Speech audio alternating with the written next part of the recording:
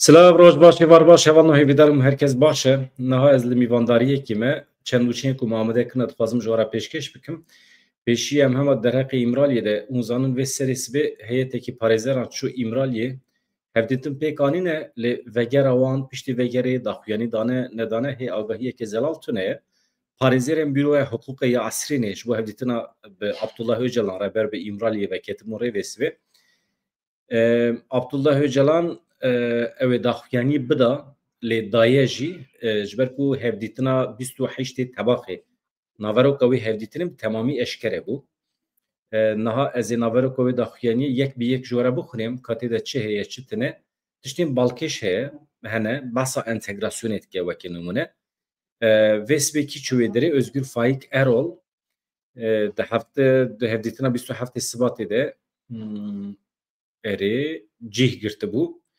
Herî dawî jî Rezan Sarıca Newroz û Wîsal heftê tebaxa ne meselê kevnin em nekevin navê. Niha hevan o parêzer vegerin jî ji xwe a mihîm naveroka hevdîtina 28 Tebaxê ye. Li bendê bin ez hema çend nûçe ji we re bixwînim ez vê naverokê ji we re eşkere bikim. Di derheqê pêvajoyê de tiştê girîng hene. Sala xwendinê ya sala 2025-26 li herêma Rojavayê Kurdistanê dest pê kir. Li gorî desteya perwerde û fêrkirinê hejmara xwendekaran îsal 713,000 e hatta daha zêde yani 713,554 hejmarekî tam jî ye li ser xêrê be. 3647 dibistan mekteb hene.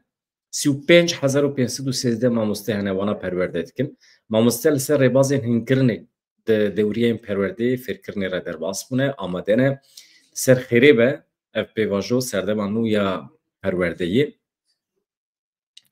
Pergala perwerdê û fêrkirinê bi sê zimanên sereketê dayîn Kurdî, Erebî, Suryanî. Ev materyal xweza taybetmendiya her heremekî di ber çavana derbas dike. Pirzengiya zimanî nastameya civakî ya pêkhatiyan rava dike. Li parêzgeha Amedê a Bakurê Kurdistanê temaşevan hêja niha temam e deng her tişt baş e ne? Deng baş e temam. Niha nûçeyekê din ya wendabûnê heye Betûlka ya keçekê Kurd 16 salî wendabiye li Amedê. Niha ji bo dîtina wî lêgerîn heye. Betûl Kaya tê gotin ama wisa Kaya nayê nivîsandim şiklekî de hatiye nivîsandin ne mesele yani keçekî me wendaye li Amedê. Malbata Betûlê serî li polîsan da ye ji bo dîtina wê. Niha dest bi xebatên lêgerînê hatiye kirin.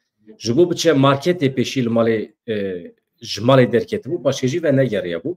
Li gorî agahiyê malbatê Betûl 13 îlonê li taxa kor hatê ji bo ku biçe marketê ji malê derketibû çi hat serî wî kes nizane lê ve negeriya. Piştî ku malbatê bi xebatên xwe bi hewlê xwe nekarî bigihêjin encamekî yani piştî ku keça xwe nedîtin çûn rêveberiya ewlehiyê. Em binêrin wê çawa be di vê naberê de Ayşe Aslan jî li Parîsê jê xeber nayê girtin agahî tunene. Niha hevan li Ewropayê hilbijartin çêbûn gelek namzetên Kurd hebûn tevlî bûn. Encamên baş derketin lê serkeftinekî wisa ciddî xuya nake. Encamên destpêkê yên hilbijartinên xwecihî yani yên heremî û encûmenên biyaniyan li herêma Nordheim Festîvalê pêk hat yani lîsteyên Kurdan de pêşketin hebû serkeftinekî hebû. Bala raya giştî ya Almanyê li ser serokên şaredariyên mezin bû weke bajarê Kölnê. Çavên Kurdê li Almanyê jî taybetî ser Bêrîvan Aymaz bû. Namzeta Partiya Keskan li şaredariya bajarê mezin ê Kölnê. Di rêza yekemîn de bû lê bi ser neket mixabin mecbûr e li benda tura duyemîn bimîne. Bêrîvan bi 328,935 deng tam. 329,000 deng bibêjin. Deng bi dest xistiye. Ew jî dike ji 328 rêjê pêşiya 12 hevrekên xwe bû. Piştî 2 heftê din wê diyar bibe. Yani tura duyemîn çê bibe ka em binêrin cara yekem di dîroka Kölnê de Kurdeke ji Bakurê Kurdistanê ve bibe şaredara Kölnê. Em jî ji vê derê Rêzdar Berivan Aymaz pîroz dikim. Eger bi ser keve xwe em ê biçin hevdîtina wî em biçin serdanê em ê fikrî wî hestî wî bipirsin elbet. Niha sîstema şaredarî û muhaqqaq dizanin ji bo şaredarekî were hilbijartin li Kölnê dibe sedî pêncî zêdetir deng bigire di tura yekem de. Ê ji ber ku tu namzedekî sedî pêncî negirtiye mecbûr dibîne ji bo tura duyemîn. Êdî ka em binerin ve çawa be. Wekî din gelek endamên din li bajarên cuda li şaredariyên cuda hene ez navê wan ji we re nebêjim. Niha cî ez lê me pir nemûsait e ji bo ji we re bixwînim van tiştana. Çavê min ser mesajê we ne. Erê roja berxwedana Kobanî jî heqeten dîmenên ecayîb çêbûn 2014 15 îlonê wan rojan serhildanekî pir mezin çêbû bi xêra milletê me yê Bakurê Kurdistanê dewleta Tirkiye Daîş ez nabêjim Daîş ez dibêjim dewleta Tirkiye me wisa ye ez mecbûrim pişt perdê ji we re eşkere bikim di pişt Daîşê de sedî sed dewleta Tirkiye hebû şik û şupa min tune ye bi xêra milletê me yê Bakurê Kurdistanê sînor qelişandin perem perçe kirin çûn ketin Kobanî û di dawiya de serkeftina mezin pêk hat Kobanî azad bû pey derpê temamê Rojavayê Kurdistanê azad bû hêdî temamê Kurdistanê ve azad be. Yani şik û şupa min tune ye hevanla. Şik û şupa min tune ye ku temamê Kurdistanê rojekî azad û serbixwe be. Di berdêla serxwebûna Kurdistanê de heta niha 100,000 însanan jiyana xwe ji dest daye berdêlên giran hatine dayîn. Nesla nû nifşa nû ya îro nebe jî wê nifşa pêşiya me muhaqqaq bigêje serkeftinê. Ji ber vê yekê min doh ji we re çi got? Min got deynê stûyê me ye nifşa îro em tê dane ku em meselê bi şiklekî hal bikin. Azadiya Kurd û Kurdistanê a netewa Kurd sedî sed pêk bînin. Eger em pêk neyînin em gunehkarin, em sûcdarin çünkü em ji nesla pêşerojê re şer pevçûn dihêlin. Me çareser nekiriye. Pêşî heqê netewî ê Kurdan dibe were misogerkirin, garantîkirin. Yek ji wan jî serweriya axa Kurdistanê ye. Ew e. Hevanlo em didomînin salvegera Kobanî, serhildana Kobanî, berxwedana Kobanî, destpêka serkeftina Kobanî em pîroz dikin li her kesî. Wekî din li navçeya Qubînê ya Elî Bakurê Kurdistanê di êrişeke çekdarî de dayîkekî, bavekî du zarokê wan hatin kuştin. Li gorî îddiayan sedema kuştina malbatê ji ber doza erdam bîye. Di şeva tarî de gundê Newalê herfa sê malbatekî bi temamî hate qirkirin. Mehmet Şanlı 65 salî bû. Hevjîna wî taqîbe Şanlı bi du zarokê xwe ve 9 salî bû yek 5 salî bû. Di nava erebeya xwe de hatin gulebaran kirin. Cenazeyên bav û her du zarokan li gundê Newalê cenazê dayîkê jî li Eleyê hatin veşartin. Ahmed Şanlı birayê Mehmet Şanlı di derbarê de ser bûyerê hin agahî dane. Dibêje zarokan dikujin. Qetliyam e. Dawa wan dawa çi dibe bila bibe yani tiştekî wisa komkujiyekî mezin e. Yani îsyana xwe tîne ziman. Ez qet nekevim nav meselê ji ber ku heqeten jandar e. Dilê mirovan diêşîne.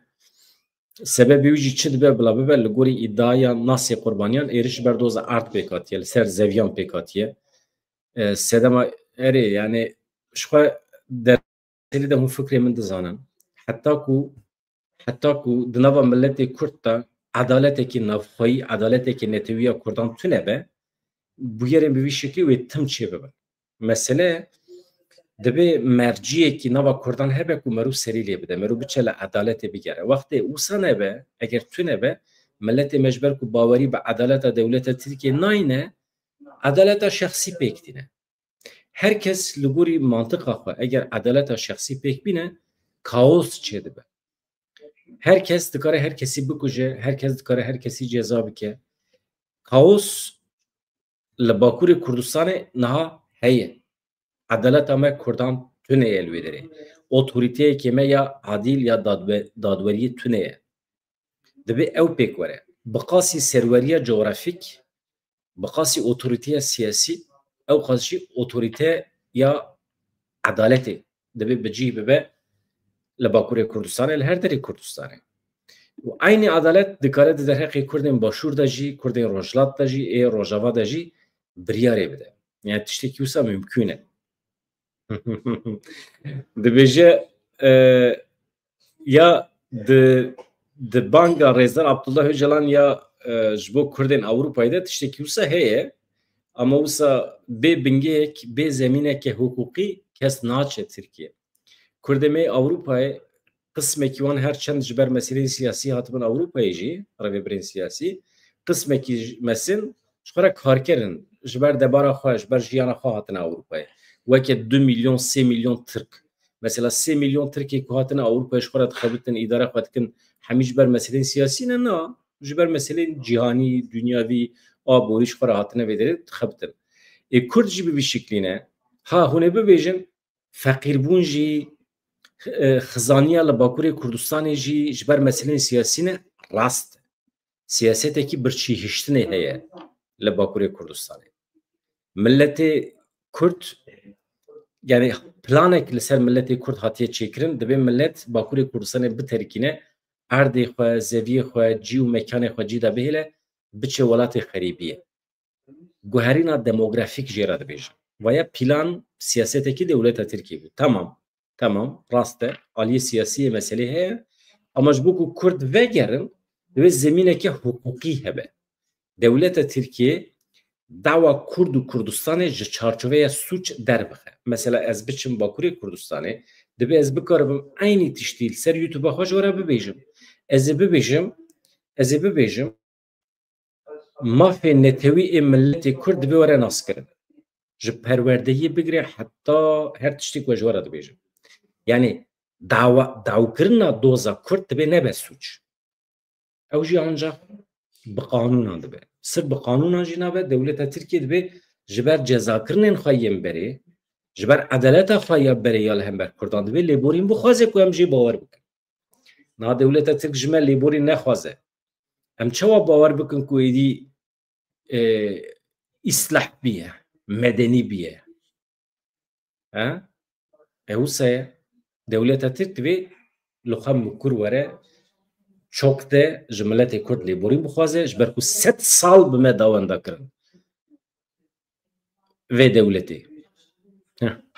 İja elbet hevala hayat veger mümkün e dibe zeminek hukukî li Tirkiye were ava kirin ama ne zeminekê weke xefik weke dehfik tamam zeminekê weke xefik were amade kirin em hemî Kurdên Ewropayê vegerin Tirkiye Kurdên serê çiyê vegerin Tirkiye vegerin Bakurê Kurdistanê û ji nişkeva şevekê em rabin darbe çêbiye hemî sînorên Tirkiye li derve hatiye girtin û imkana ku balafir de jî tune em hemî asê bimînin di nava Tirkiye'de em hemî pêşengên dawa Kurd û Kurdistanê tev li Tirkiye asê bimînin temame wê demê pêşî lê tê girtin vaya dibe xefikek be ama banga Rêzdar Öcalan heye ama bi şertê ku zemîneke hukukî amade be. Niha ez têm ser wê mijarê. Ez hema werim ser wê meselê. Hevan no. Niha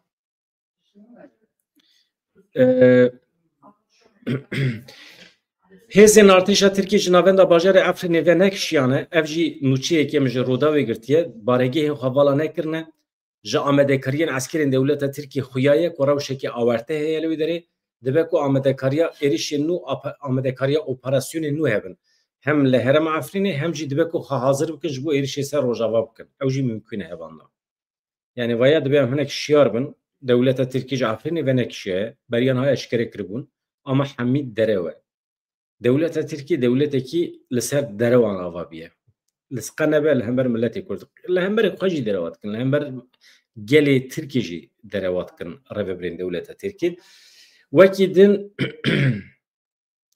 nûçeyekî qeza heye hevanno malbata keseke girtî di rêda dema diçe hevdîtina keça xwe di rêda qeza dike malbata Dîlan Barîn li girtîgeha jinan ya Erzincanê de hate ragirtin dema ji bo hevdîtinê diçû Erzincanê di rêda qeza kir wesayîta malbatê wergeriya di wesayîtê de sisê jê jin yek zarok bugişti 4 kes hebun hemî jî birîndar bûn.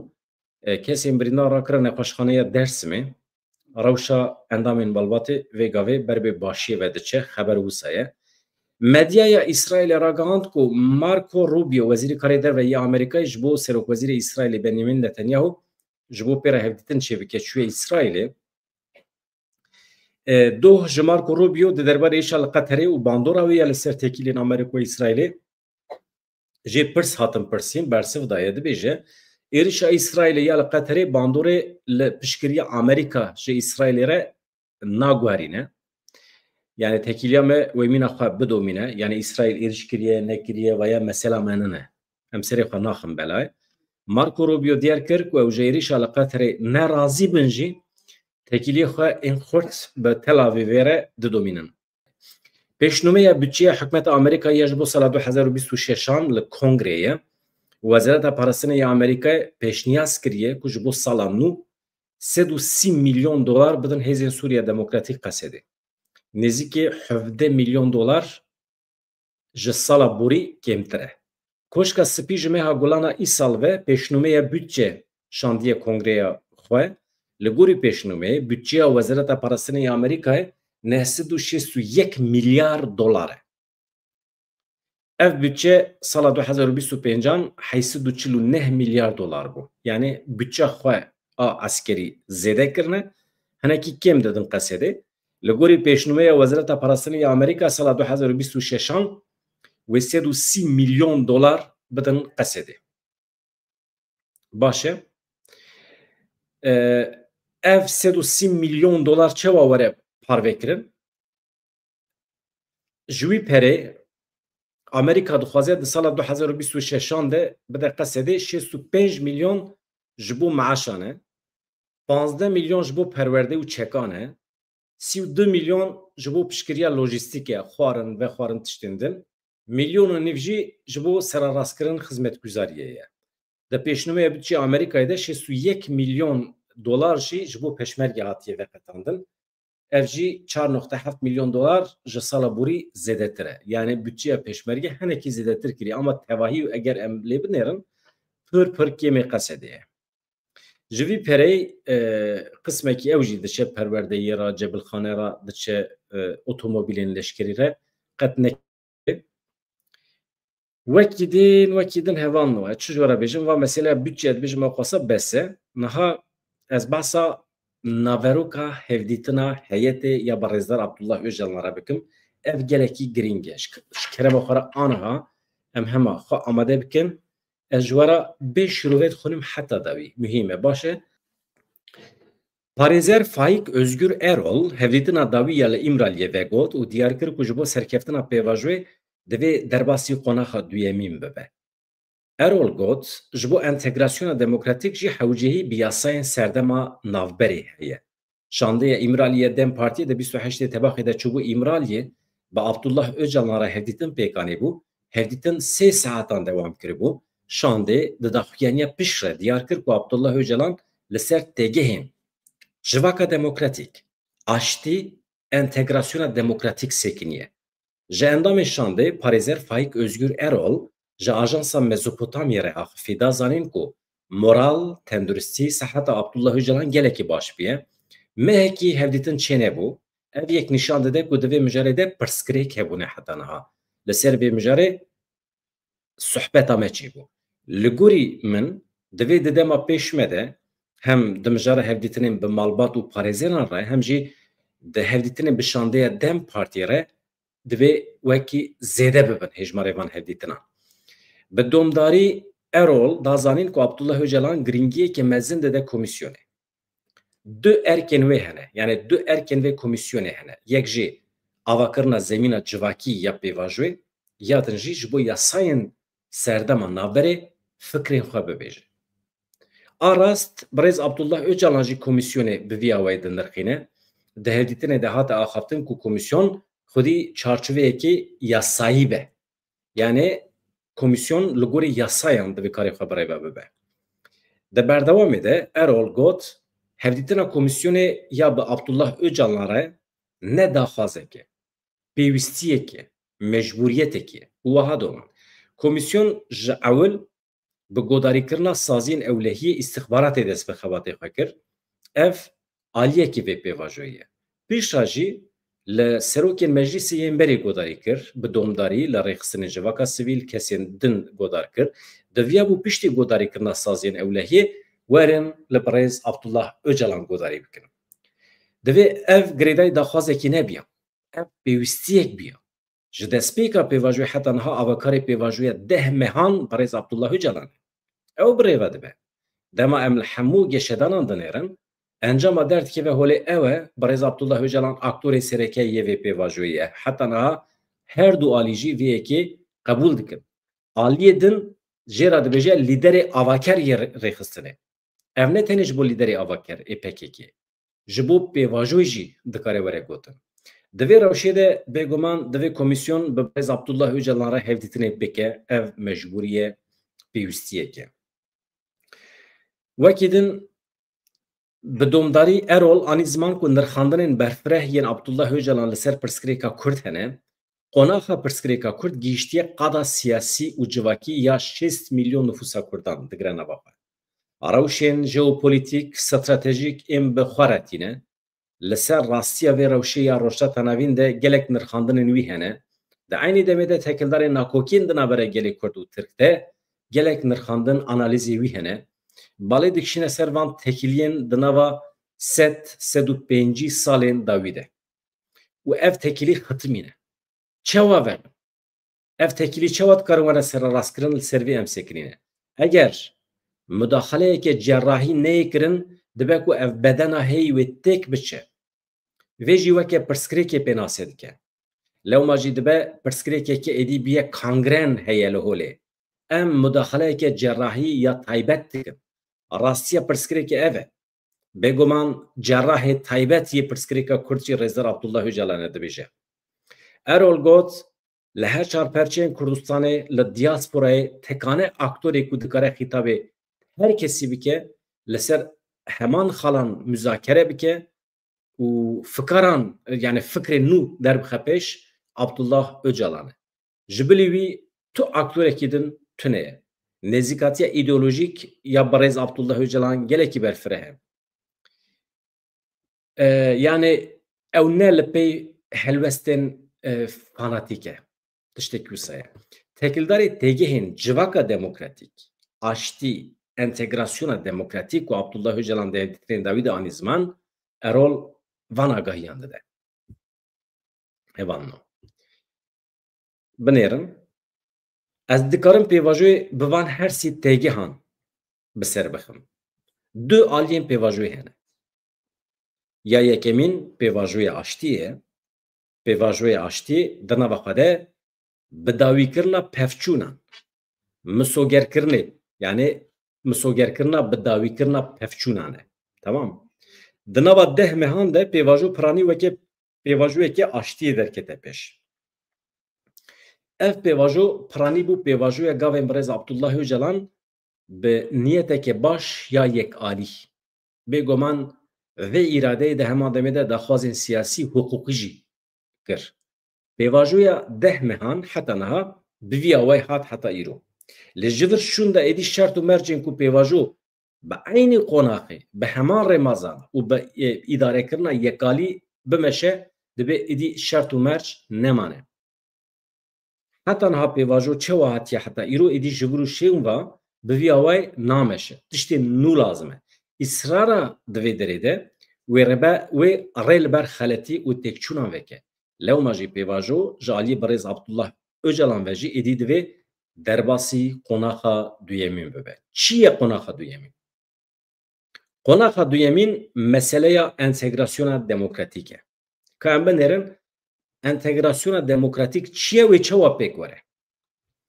Faik Özgür Erol balkişan ser têgeha entegrasyona demokratîk û got em dikarin entegrasyonê weke hevanîna pêvajoya aştî û civaka demokratîk pênasê bikin. Yani divê têgeha entegrasyonê ya li vir weke asimilasyon, weke bişaftin, weke têgeha entegrasyonekê di teoriya liberalîzmê de neyê fehm kirin. Yani entegrasyona ku heta niha we fehm kiriye yani perçe piçuk daxilê perçe mezin bibe têda bihele li gorî teoriya liberalizmê entegrasyonê divê merû wisa fehm neke hemî dayînin aliyekî ji xwe polîtîkaya bişafker yani asîmîlasyonê siyaseteke jehrî ye siyasetê jehrî dike toksîk e bişaftin jehr e asîmîlasyon jehr e yani jehrkuja wê jî dermanê li hember asîmîlasyonê jî dibe dabeşkarî nîne yani perçebûn cudabûn cihêbûn nine ew ê bêtir fantazî bike nakokiyan kurtir bike yani ne dibe fanatîze bike biborin ew ê bêtir meseleyê fanatîze bike nakokiyan kurtir bike entegrasyona demokratîk tevlîbûna civakeke giştî ya di nava pergalekê de ye ew jî bi mafê xwe ancak tu dikarî tevlî bibî bi temamî tevlîbûna Kurdan ya nava hukuk û komarê ye yani Kurd bi hebûna xwe ve tevlî hukukê dibin hukukekê nû û ya ku tê avakirin û tevlî cumhuriyetê dibin yani komarê di vir de du têgehên serekê hene hukuk û rêz ji bo pêkhatina vê pêvajoya entegrasyonê hevgirtineke stratejîk û taktîk lazim e em dikarin bibêjin du aliyên wê hene aliyê wê yê hinek bi sînor bi dawîkirina pevçûnan yê din jî bi encamkirina pêvajoyê aştiyê ye divê Kurdan yani Kurdên ji ber sedemên siyasî dervey hukukê hatine hîştin tevlî wê bibin yani Kurdên li dervey hukukê hatine hîştin kîne edî em dikarin bifikirin yani hukuka Tirkiye mafê wan nehatiye naskirin yani hemî Kurd dervey hukukê hatine hîştin em dikarin wisa bibêjin ên li Çiyê ên li Ewropayê ên di zindanan de ew jî di nav dan e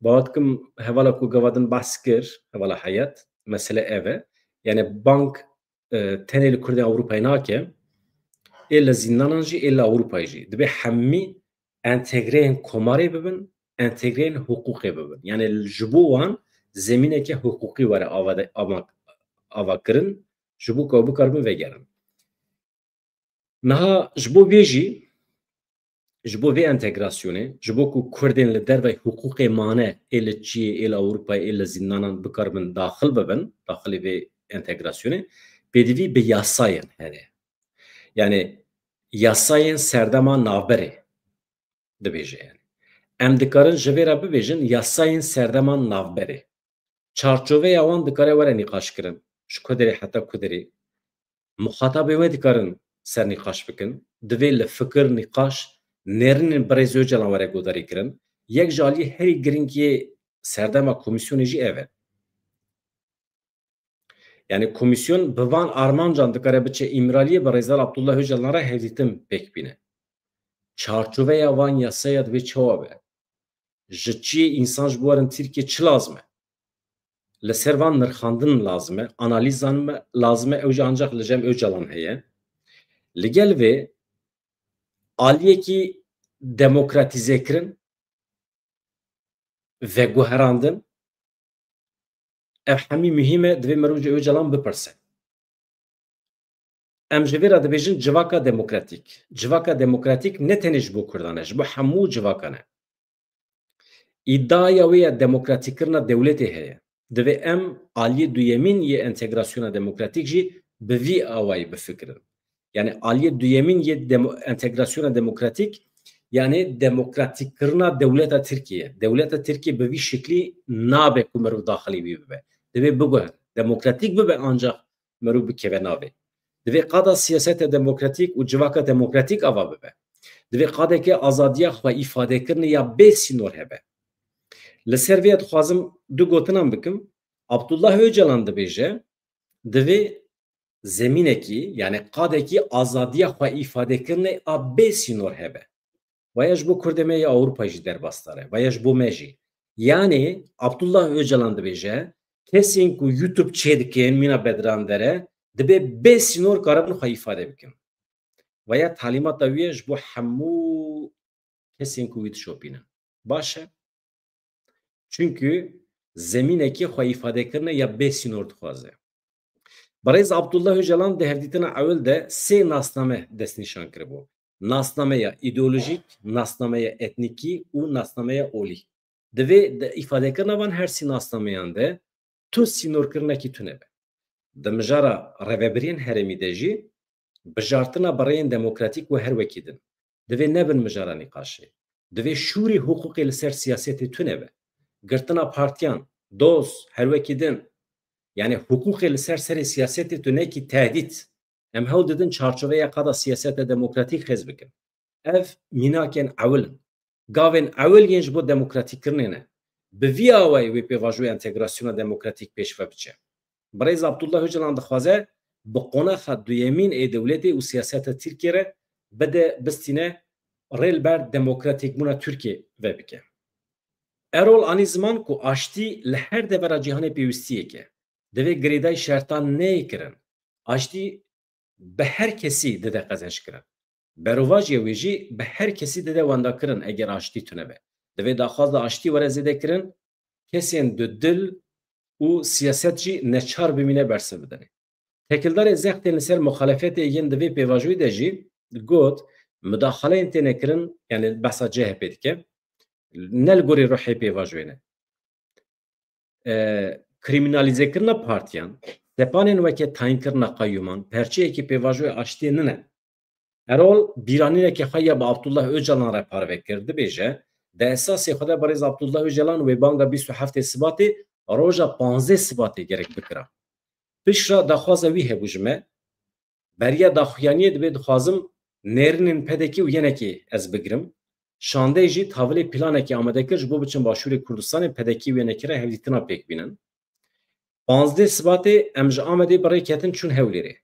Dema dirê de qeyûm tayînê wanê hate kirin, rayedara ne dizanî ku wê daxuyanî wê rojê were kirin. Zanî bûn, rayedarên dewletê Tirkiye zanî bûn ku Öcalan roja 15 Sibatê daxuyanî bide. Ama dîsa jî qeyûm tayînê wanê kirin.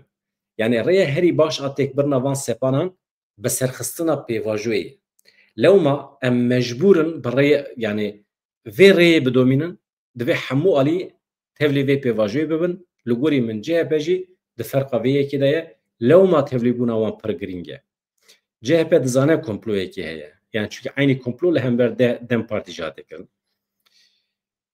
Hevanno Erol parêzer avukat Erol balkişan ser mafê hêviyê jî dibêje birêz Abdullah Öcalan de hevdîtina da dema bahsa meseleya mafê hêviyê dikir, têgeha rêgeza hêviyê bikartîne.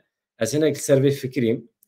Ev firq nêzîkatiyekê girîng e, ne ku di navbera maf û rêgezê de gelek firq heye, lewma ev meseleyên hukukî ne hevano, yani mafê hêviyê heye hûzanin dadgeha mafê mirvan ya Ewropayê biryar dabû kesekî 25 salan zêdetir di zindanê de nemîne. Yani hepsa muebbet dibe tenê sînoreyî 25 sal vede hepsê de. Rêzar Abdullah Öcalan jî 25 salê xwe temam kiriye, mafê hêviyê dikeve dewrê divê were berda. Îro normal li Konseyê Ewropayê civînek hebû, divê hebiya, heqeten min neşopand. Divê zext bidin ser dewleta Tirkiye ji bo ev biryar were pêkanîn. Ez wisa dizanim. Êdî em ber bi ku derê ve diçin pêk tê pêk ne dizanim. Mecbûrê pêk were yani şertê pekekî ew e. Heta ku Abdullah Öcalan serbest neyê berdan ev pêvajo pêş nakeve. Şertê ewil ew e. Êdî dewleta Tirkiye zane. Êdî serbest bernade ciddiye ne ciddiye û ez gotina xwe dîsa dubare bikim. Derdê dewleta Tirkiye ne li hevatina bi milletê Kurd re ye. Derdê dewleta Tirkiye ew e Kurd nebin xwedî pergal, nebin xwedî sîstem, nebin xwedî heq û hukuk. Ji bo wî çi ji destewere dike. Her pêvajoyê ku di dest pêkirin tenê ji bo hilweşandinê ye. Hevano ez li mîvandariyê me ez xatir ji we bixwazim we tiştekî ji bo min nivîsandî be jî ez ê paşê bixwînim. Ez bînim bîra we endametî mühîm e, abonetî mühîm e. Endametiye ku ez behs dikim katıl butonê heye. Çi katıl butonê fotoğrafekî me heye ser û pela sereke. Li keleka wî katıl butonu heye, li keleka fotoğrafê min ê mezin min linkek aniye parve kiriye. Eger tu li pê linkê bikî webjêrk tên pêşberî te, tu dî li gorî dilê xwe te çi kiribe. Yani niyeta me ew em vê kanalê me zîn bikin hevalê xwe rojnameger li keleka xwe bibînin bixebitin pêşkevin. Bi hêviya rojê xweş azad dem baş.